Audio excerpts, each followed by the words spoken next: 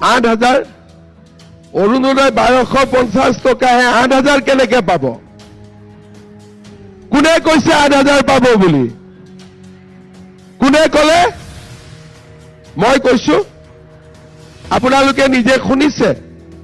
কিহত শুনিছে? টিভিত কোনে কোনে শুনিছে? আজি আমি আপোনালোকক 10,000 টকা দিম।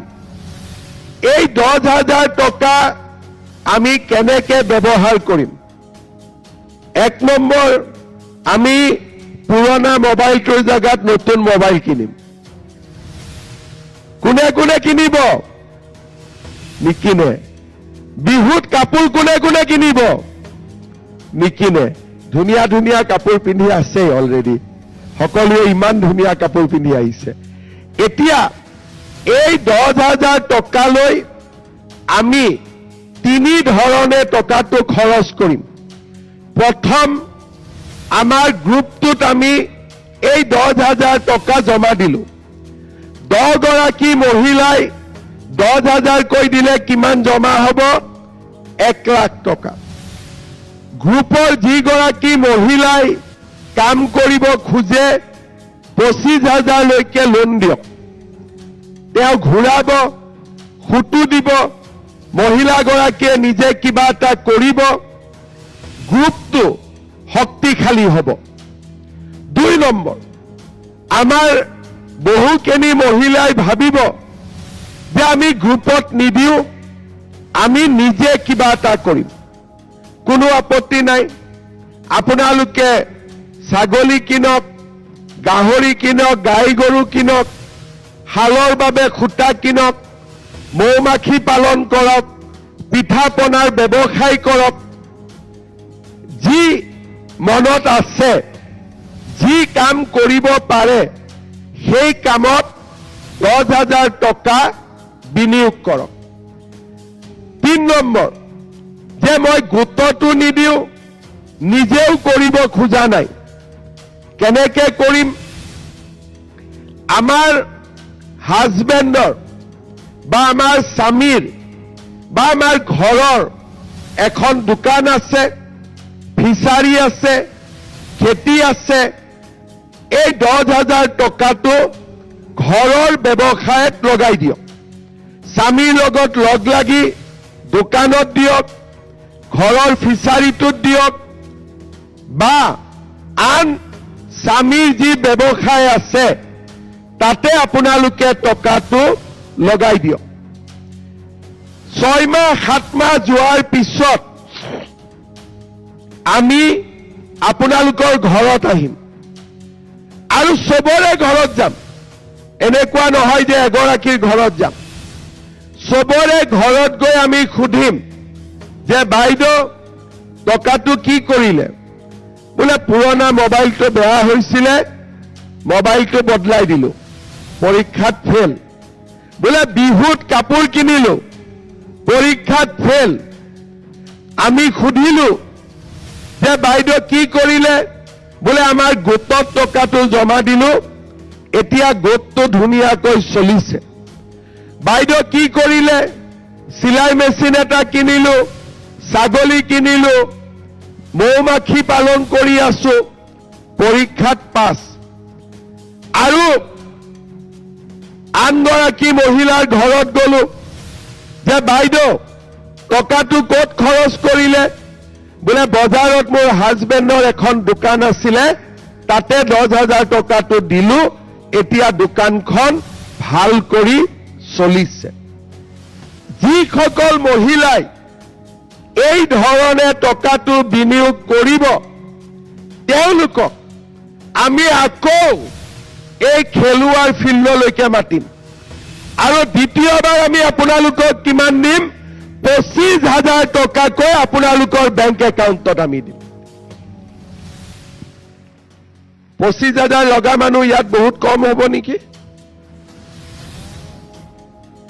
বেছি নোলাব নেকি? নে কিমান ওলাব? মই এতিয়া হিচাপটো কৰি লওঁ। 25,000 কাক কাক লাগিব? হাত দাঙক। পাৰিব? 25,000 ল'বৰ কাৰণে 10,000 টকাটো ভাল কৰি খৰচ কৰিব লাগিব। পাৰিবনে নোৱাৰিব? ঠিক আছে, মই বিশ্বাস কৰিলো আপোনালোকে পাৰিব বুলি। 25,000টো লৈ যোৱাৰ পিছত আমি আপোনালোকক আকৌ খবৰ কৰিম তৃতীয় বছৰত যে বাইদেউ 10ও পালে 25ও পালে, এতিয়া কি কৰি আছে? বোলে নহয়, 10 পাওঁতে সৰুকৈ আৰম্ভ কৰিছিলো, 25ত এতিয়া আমাৰ ব্যৱসায়টো ভাল হৈছে।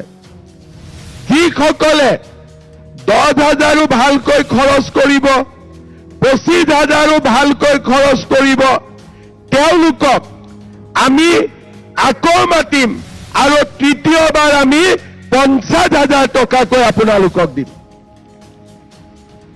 50,000 লোৱা মানুহটো অলপ কম হ'ব নহয়?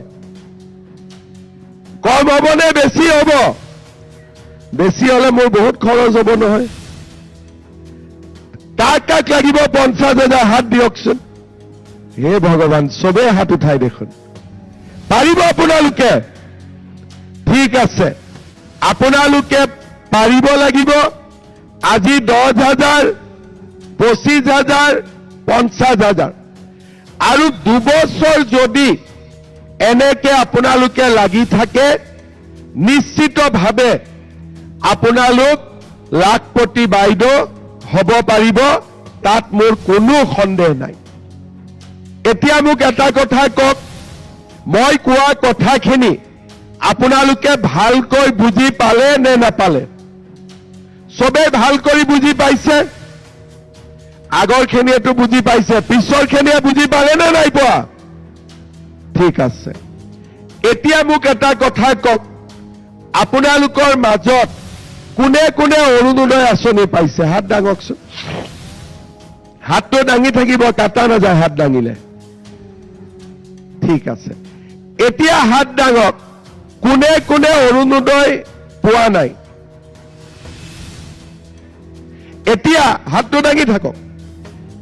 এতিয়া যাৰ পৰিয়ালত এটা হলেও অৰুণোদয় পাইছে, তেতিয়াতো দুবাৰ নাপায়।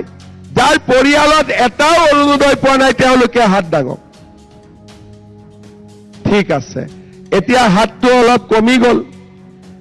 আপোনালোকে কওক, অহা মাহৰ 20 তাৰিখে অৰুণোদয় থকা মহিলাসকলে কি পাব? কি হ'ব? কি পাব? মই শুনা নাই। 8,000? অৰুণোদয় 1250 টকাহে, 8,000 কেনেকে পাব? কোনে কৈছে 8,000 পাব বুলি? কোনে কলে? মই কৈছো। আপোনালোকে নিজে শুনিছে? কিহত শুনিছে? টিভিত কোনে কোনে শুনিছে? হাত দাঙক। আৰু ফেচবুকত কোনে কোনে শুনিছে? হাত দাঙক। বাপৰে, ইয়াত ফেচবুকৰ সংখ্যা বেছি, চবৰে মোবাইল আছে তাৰমানে। 20 তাৰিখে আপোনালোকে 8,000টো পাব বুলি ভাবি আছে নে মই এনে ফাঁকি কোৱা বুলি ভাবি আছে? আজি 10,000, আকৌ 20 তাৰিখে 8,000 পাব, পাক্কা পাব। বাপৰে, এতিয়া যিসকলে অৰুণোদয় পোৱা নাই, তেওঁলোকৰো অলপ মনটো বেয়া হৈ আছে। সুশান্ত, আৰু 2,000 অৰুণোদয় তই পাই যাবি, নোপোৱা মহিলাসকলকো দি দিবি।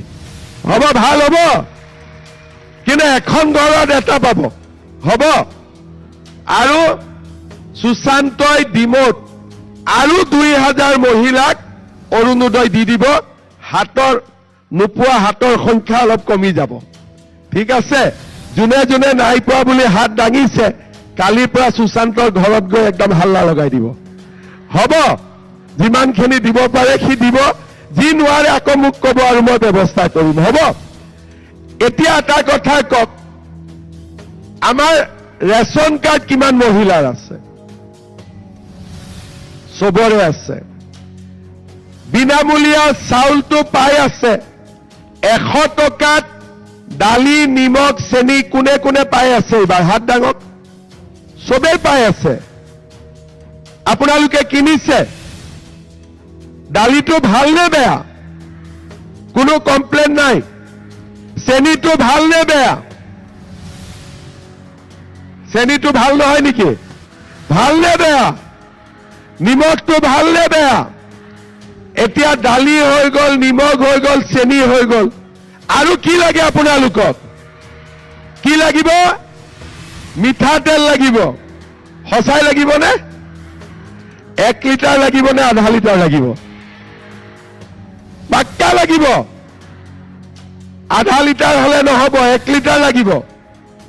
তেতিয়াহলে চাউল পালো, দালি পালো, নিমখ পালো, চেনি পালো, তেলো লাগিব।